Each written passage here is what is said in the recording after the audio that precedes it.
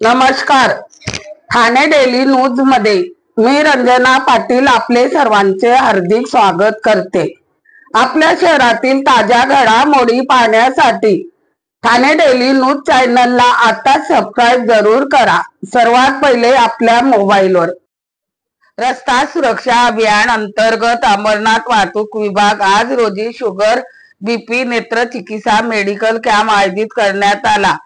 अधिकारी, पोलीस, वार्डर, रिक्षा चालक, मालक यांनी मेडिकल कॅम्पचा घेतला लाभ.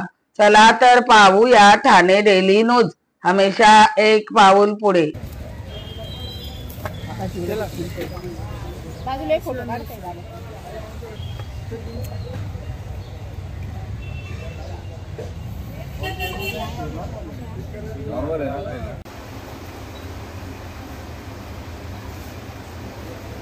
आने वाले बच्चों को बोलते आई नदी होगी बराबर ले ऐसा इतना बोलते हो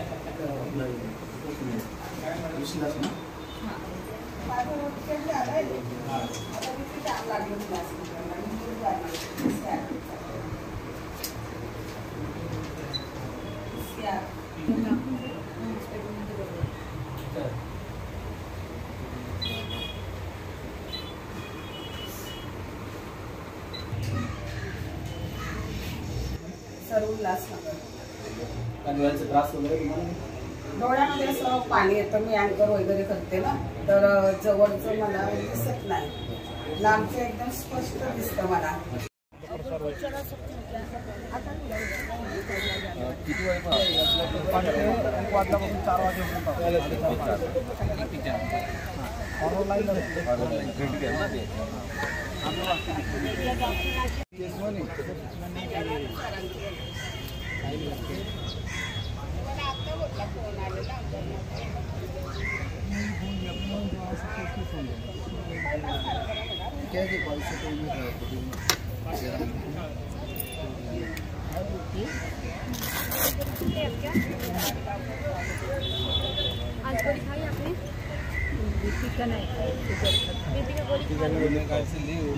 त्यांनी पत्रकार श्री देशपांडे आशिष देशपांडे साहेब यांचं स्वागत करावं पुष्पगुच्छ देऊन. या देशपांडे साहेब.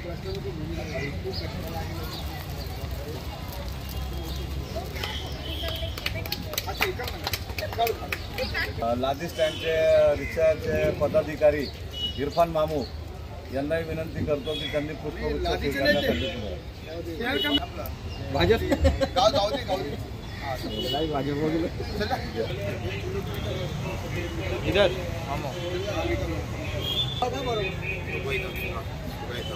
माननीय श्री पोलीस निरीक्षक पवार साहब आणि ट्रैफिक इंचार्ज विजय पुरानिक साहब और हमारे senior Sangli major Sunil Vasture major, Salman Chadhvi major और जितना भी स्टाफ है, मैं जोशी काका, रामदास पाटिल रिक्शा चालक मालक संगठन की तरफ से सभी का मनापसंद तहे दिल से आभार व्यक्त करता हूं और इनकी ये किए गए कार्यों की सराहना करता हूं और आशा करता हूं कि इसी तरह ये अच्छे कामों को अंजाम देते रहे हैं और आगे चल के देते रहेंगे.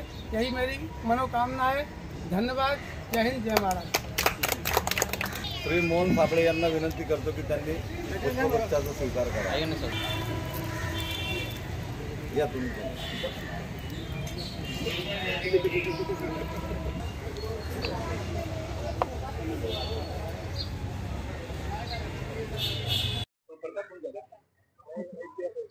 रस्ता सुरक्षा सप्ताह हा 1 जानेवारी ते 31 जानेवारी पर्यंत माननीय पोलीस आयुक्त साहेब तसेच माननीय पोलीस उपायुक्त वाहतूक शाखा ठाणे शहर यांच्या अध्यक्षतेखाली सहाय्यक पोलीस आयुक्त श्री विजय पवार साहेब व वरिष्ठ पोलीस निरीक्षक श्री विजय पुराणिक साहेब यांच्या अध्यक्षतेखाली हा दरवर्षी राबवला जातो।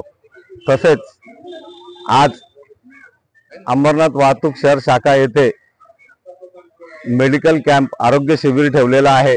सदर शिबिरामध्ये रिक्षा वाहतूक संघटना मालक चालक यांच्यासाठी हा सप्ताह ठेवलेला आहे। तसेच